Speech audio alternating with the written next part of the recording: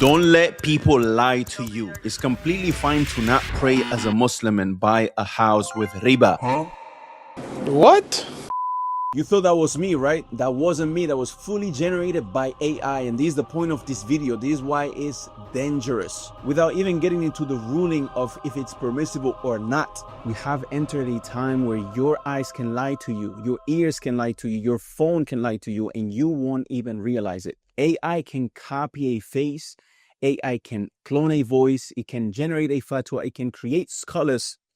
AI can answer your Islamic questions confidently, beautifully, and completely wrong. أنا لست صالح بن فوزان الفوزان وهذه نبرة صوته وليس بحقيقي فالذي يتكلم الآن هو الكمبيوتر ونشرت هذا عبر الذكاء الاصطناعي فيرجو الانتباه لمثل هذه الأمور وأخذ العلم من مصادره الأصلية والمواقع الرسمية حفظكم الله. And most Muslims don't see the danger yet. This is why I teach the Arabic language. This is why I built the system I built, which if you want to know more about it, there's a whole 1 hour video where I speak about it.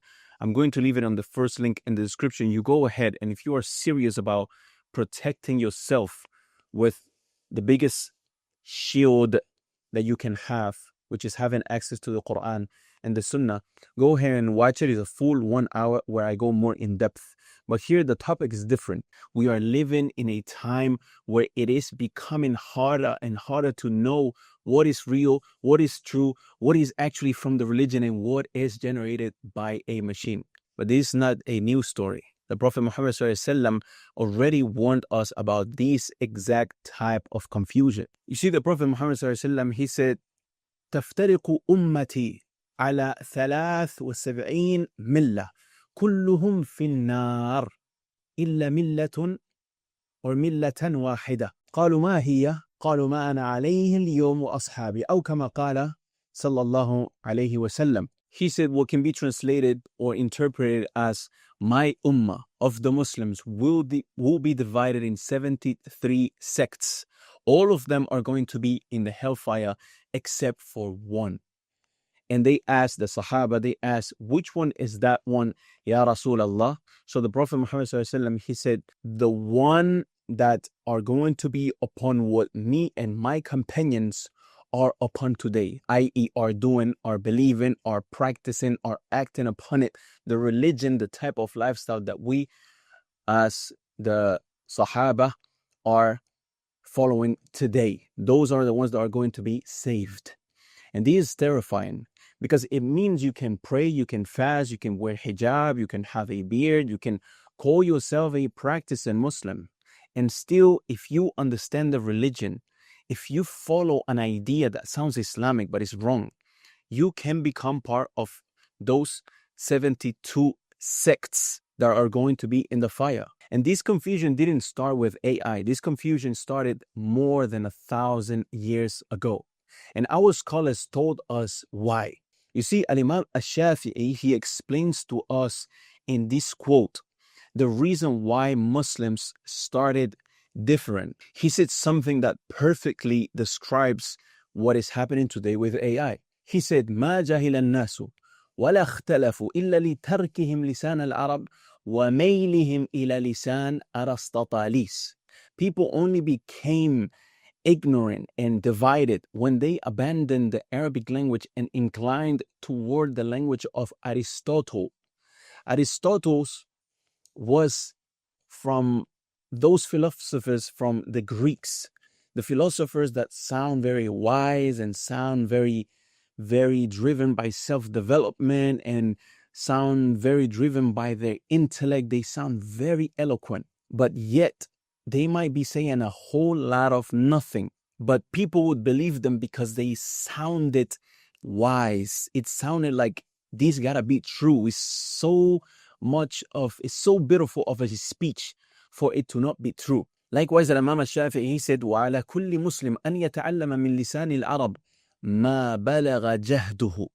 That upon every Muslim is to learn of the Arabic tongue, of the Arabic language, as much as he can manage, as much as his jahd, as much as his efforts can reach. He mentioned this in his book, Al-Risala. And what it means is that When Muslims left the Arabic language, they lost clarity. When they relied on translations, they got confused. When they followed impressive speakers, they fell into sects. Sounds familiar? Today, instead of Aristotle's, we have AI. We have ChatGPT. We have Islamic influences who don't know Arabic. We have deep fake scholars giving fake rulings. We have Islamic philosophy, accounts on social media that sound very wise, but say nothing rooted in Qur'an or Sunnah, or nothing rooted on an evidence from these two sources that Muslims should live by. Exactly like the groups Al-Imam al-Shafi'i warned us about. And if you cannot read the original text yourself, then you are in danger of following something that sounds Islamic, but it's not Islamic. You see, Imam al-Shatibi explained the connection between Arabic and understanding the religion itself in his book Al-Muwafaqat, which is a book about usul al-fiqh. And Imam al-Shatibi, even if you don't know him, you probably heard his name before. He said something along the lines of من كان مبتدئا في علوم اللغة فهو مبتدئ في الشريعة ومن كان متوسطا فهو متوسط في الشريعة ومن كان منتهيا في علم اللغة فهو مثله أو فهو منتهي في الشريعة. He said something that can be interpreted as whoever is beginner in the Arabic language, he is likewise a beginner in the Sharia. Whoever is intermediate level in the Arabic language is likewise an intermediate level in the Sharia, in understanding the Sharia. Whoever has reached an advanced level in Arabic reaches an advanced level in the Sharia. In simple words, your Arabic level is going to be your level of Islam. If you cannot understand the Arabic of the Qur'an and the Sunnah, then your understanding of the religion will always depend on someone else. And in the age of AI, that someone else might not even be human. It might be a machine. And this is the reason why you need the tool of the Arabic language. And I'm such a big advocate for the Arabic language, for someone who was born with another language as their mother tongue. O sea, el Islam es lo mayor que tenemos en esta vida, lo mayor que tenemos aquí en dunya. If you want clarity, if you want safety, if you want to avoid becoming one of the misguided sects, you must have direct access to the sources, the Qur'an, the Sunnah, the Tafsir, the Fiqh, the Aqeedah, the works of the scholars. You should be able to call a scholar and have a conversation in the Arabic language with ease. And all of them are in Arabic, all of these sources. This is why Arabic is not just a language, it's a shield, a protection, a filter, a weapon against confusion. Without it, you depend on translations, headlines, influences, and now AI. AI is the new Aristotle, the one that Imam Shafi'i spoke about. Before, people were impressed by Greek philosophers. They sounded intelligent, they used fancy language, they convinced people with style, not substance. Today, AI does the same thing. You type a question about Islam, it answers with confidence, with emotion, with reference, and the answer might be completely wrong. I tested this myself. I asked ChatGPT about a narration in Sahih Bukhari. It answered beautifully. It answered confidently. And it answered in perfect English, but it was false. It was wrong. And if you cannot verify the answer in Arabic yourself, you are finished. Are you familiar with Sahih Bukhari? Oh, absolutely. Sahih al-Bukhari is one of the most well-known and respected collections of hadith in the Islamic tradition. It's basically a compilation of sayings and actions of the Prophet Muhammad, peace be upon him, that was put together by Imam al-Bukhari. So yeah, I'm definitely familiar with it. Cool, I like that. What is the third hadith of it? Sure thing. Let me break that down for you. So in Sahih al-Bukhari, the third hadith is one of those well-known narrations about intentions. It basically goes along the lines of actions are judged by intentions. The third? That's the third, are you sure? You got me there. So actually that famous hadith about intentions is the first one in Sahih al-Bukhari, not the third. My bad. The third hadith... Yeah. You will be misled the same way the past nations got misled by philosophers and storytellers, and you will be in full, complete confusion. And this reminds me of the quote of Abu Muslim al-Khawlani, where he said, مثل العلماء في الأرض مثل النجوم في السماء إذا برزت للناس اهتدوا بها وإذا خفيت عنهم تحيروا.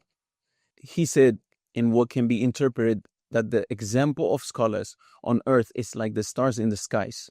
When they appear, when the scholars appear, people are guided by them. When they disappear, people become confused. And today, the scholars are disappearing. Some have passed away, some are censored, some are hidden, some are drowned out by influences, and some are just being replaced by AI-generated imitations of scholarship. The further you are from the Arabic language, the further you are from scholars. And the further you are from the scholars, the more confused you will become. So the question is, okay, what is the solution? The solution is learn the Arabic language. This is the first tool that you need to access the Qur'an and the Sunnah. Not because it's nice to have, not because it sounds beautiful when recited, not because it's cultural, but because it is your access to the Quran, it is your access to the Hadith, it is your access to the Tafsir, it is your access to fiqh, your access to certainty, your access to truth. It is your protection from AI deception, your protection from becoming one of the 72 misguided groups. If you want clarity in a world of illusions, Arabic is the tool that gives you that clarity. This is why I teach the Arabic language. This is why I built the system I built, which if you want to know more about it, there's a whole 1 hour video where I speak about it. I'm going to leave it on the first link in the description. You go ahead, and if you are serious about protecting yourself with the biggest shield that you can have, which is having access to the Quran and the Sunnah, go ahead and watch it. It's a full 1 hour where I go more in depth. But here the topic is different. Here, all I want to do is to warn you, because the fitna of AI is not coming, it's already here. And the only Muslims who will survive this storm are the Muslims who can go directly to the source without depending on anything or anyone, especially not a machine. May Allah protect us all. Wassalamu alaikum.